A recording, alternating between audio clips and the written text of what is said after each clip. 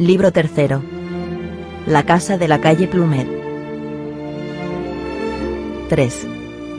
Folies frondibus. Este jardín, abandonado a sí mismo desde hacía más de medio siglo, se había convertido en algo extraordinario y encantador. Los paseantes de hace 40 años se detenían en aquella calle para contemplarlo, sin sospechar los secretos que se ocultaban tras sus frescas y verdes espesuras.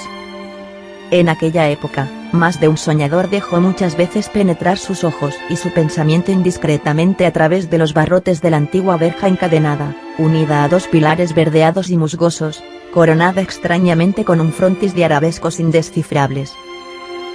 Había un banco de piedra en un rincón, una o dos estatuas enmohecidas, y algunos enrejados desprendidos por el tiempo se enmohecían sobre el muro.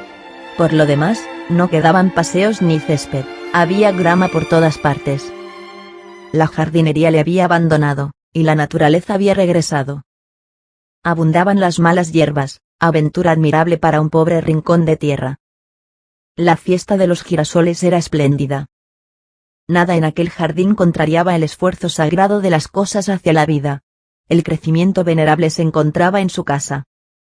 Los árboles se habían inclinado hacia los espinos, y los espinos habían trepado por los árboles, la planta había trepado, la rama se había doblado, lo que se arrastra por el suelo había ido a encontrar lo que se abre en el aire, lo que flota al viento se había inclinado hacia lo que crece entre el musgo.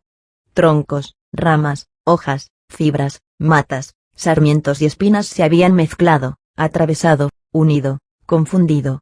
La vegetación, en un abrazo estrecho y profundo, había celebrado y cumplido allí, bajo la satisfecha mirada del Creador, en este cercado de 300 pies cuadrados, el santo misterio de su fraternidad, símbolo de la fraternidad humana. Aquel jardín ya no era un jardín, era una espesura colosal, es decir, algo impenetrable como una selva, poblada como una ciudad, temblorosa como un nido, oscura como una catedral, olorosa como un ramillete, solitaria como una tumba, viva como una multitud. El floreal, esa enorme mata, libre detrás de su verja y de sus 4 muros, entraba en celo en el sordo trabajo de la germinación universal, se estremecía al sol naciente casi como una bestia que aspira los efluvios del amor cósmico, y que siente la savia de abril subir y burbujear en sus venas, y sacudiendo al viento su prodigiosa cabellera verde, sembraba sobre la tierra húmeda, sobre las estatuas borradas, sobre la desplomada escalinata del pabellón, y hasta el empedrado de la calle desierta, las flores en estrellas, el rocío en perlas, la fecundidad, la belleza, la vida, la alegría, los perfumes. A mediodía, 1000 mariposas blancas se refugiaban allí, y era un espectáculo divino ver arremolinarse en copos, en la sombra, aquella nieve viva de verano. Allí, en aquellas alegres tinieblas de verdor, una multitud de voces inocentes hablaba dulcemente al alma, y lo que los susurros habían olvidado decir, los zumbidos lo completaban. Al atardecer, un vapor de ensueño se desprendía del jardín y lo envolvía. Un sudario de bruma, una tristeza celeste y tranquila lo cubría. El embriagador aroma de las madreselvas y de las campanillas flotaba por doquier, como un veneno exquisito y sutil. Se oían las últimas llamadas de los pájaros trepadores y de las pezpitas adormeciéndose bajo las enramadas. Sentíase esa intimidad sagrada del pájaro y el árbol. Durante el día, las alas alegran a las hojas, por la noche, las hojas protegen a las alas. En invierno, la maleza era negra, mojada, erizada, temblorosa, y permitía ver un poco la casa. Se observaban, en lugar de flores en las ramas, y de rocío en las flores, las largas cintas de plata de las babosas, sobre el frío y espeso tapiz de las hojas amarillas. Pero de todos modos, bajo cualquier aspecto, y en cualquier estación, primavera, verano, otoño, invierno, aquel pequeño cercado respiraba melancolía, contemplación, soledad, libertad, ausencia del hombre, presencia de Dios. Y la vieja verja enmohecida parecía decir, este jardín es mío. El empedrado de París estaba allí, alrededor, los hoteles clásicos y espléndidos de la calle Varenne hallábanse a 2 pasos, la cúpula de los Inválidos muy cerca, la Cámara de los Diputados, no demasiado lejos. Las carrozas de la calle de la Bourgogne y de la calle Saint-Dominique circulaban majestuosamente por el vecindario, los ómnibus amarillos, blancos, rojos, se cruzaban en la esquina cercana, pero el desierto estaba en la calle Plumet.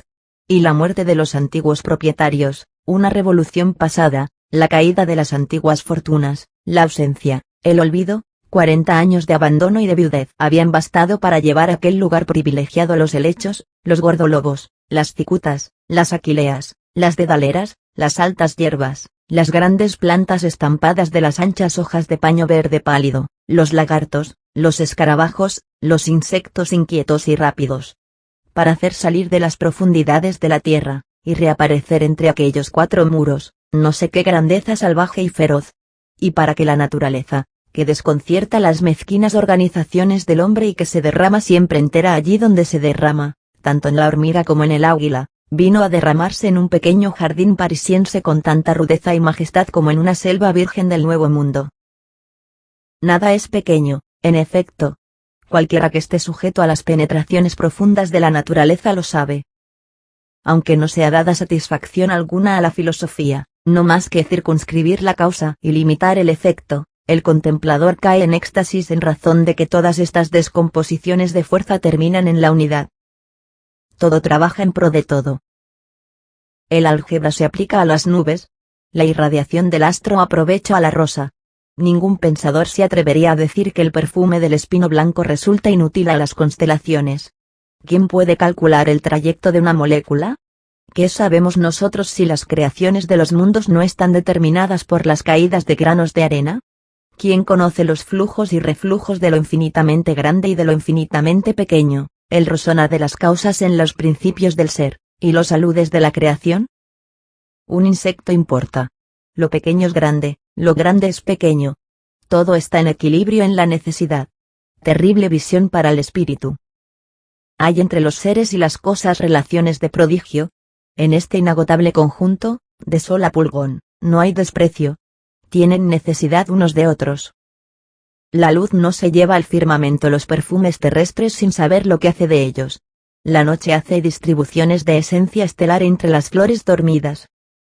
Todos los pájaros que vuelan tienen en la pata el hilo del infinito.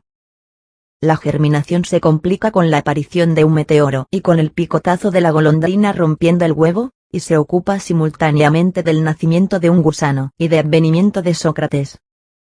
Donde termina el telescopio, empieza el microscopio.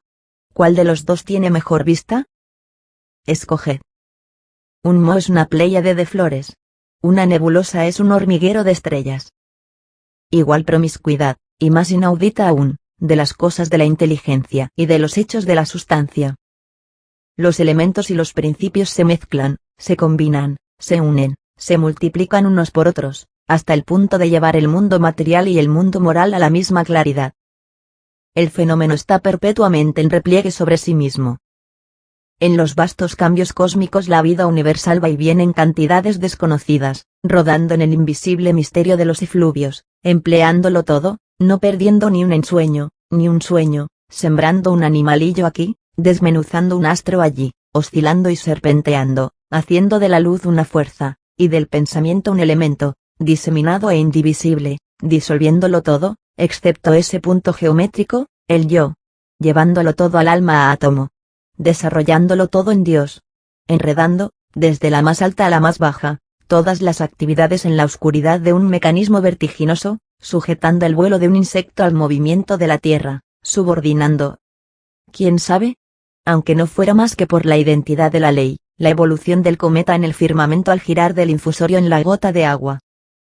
Máquina hecha espíritu.